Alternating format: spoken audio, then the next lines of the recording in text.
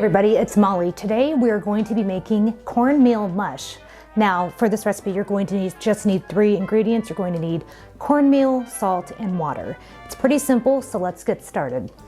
Okay, so the first thing that we want to do is we want to salt our water. So there it is. And you want to sprinkle your cornmeal into your boiling water like so. And then just stir it in. And you're going to cook this until all the water's basically been absorbed by the cornmeal. And it will form something similar to cream of wheat, if you're a texture similar to that, if you're familiar with cream of wheat.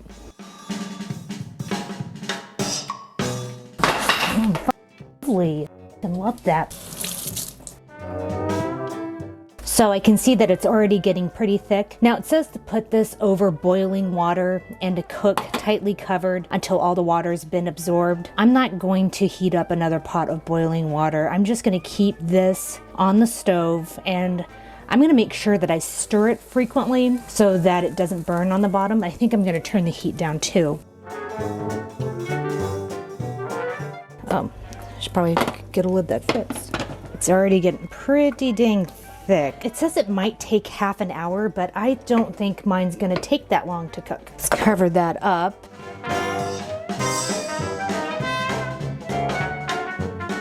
See how thick that is? And I've got a couple lumps in mine. Oh well.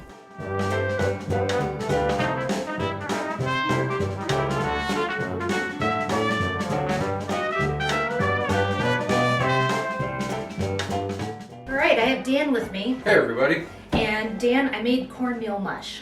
Now, this recipe comes from the Woman's Home Companion Cookbook. This is from 1944. And Dan, I thought we would just taste it as is. Oh, it's pretty gelatinous. And then we'll taste it with this maple bacon syrup I found in the pantry. So this reminds me of cream of wheat. Yeah. The texture.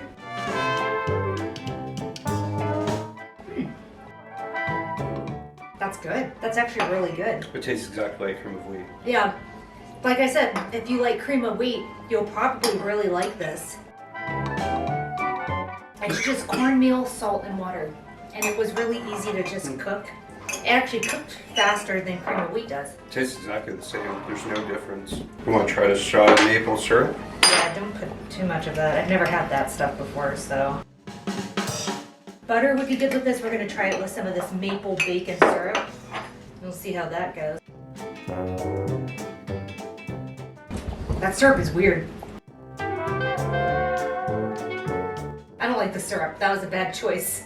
But I think it would be good with syrup. If you didn't want to eat it in this kind of porridge form, what you can do is you can take it and put it in a greased like 8 by 8 inch pan, just like a little baking pan.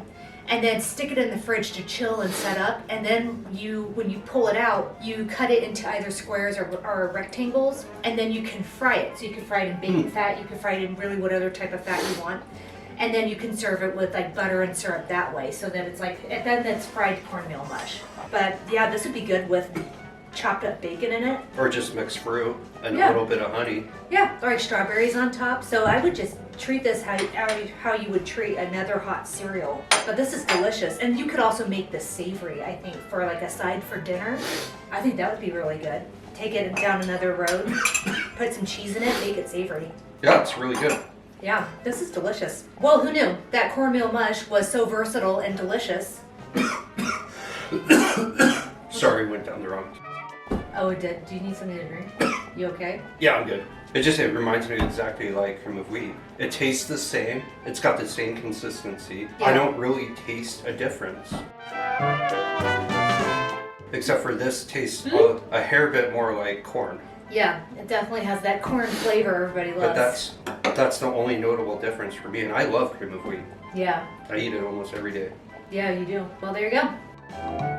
Cornmeal mush. Try it. Well, if you like this content and you want to see more vintage recipes like this cornmeal mush, then please subscribe and hit the like button. I upload new content every Wednesdays and Fridays, and Dan and I are always here taste testing vintage recipes. And I hope to see you in the next video. Goodbye, everybody. Bye.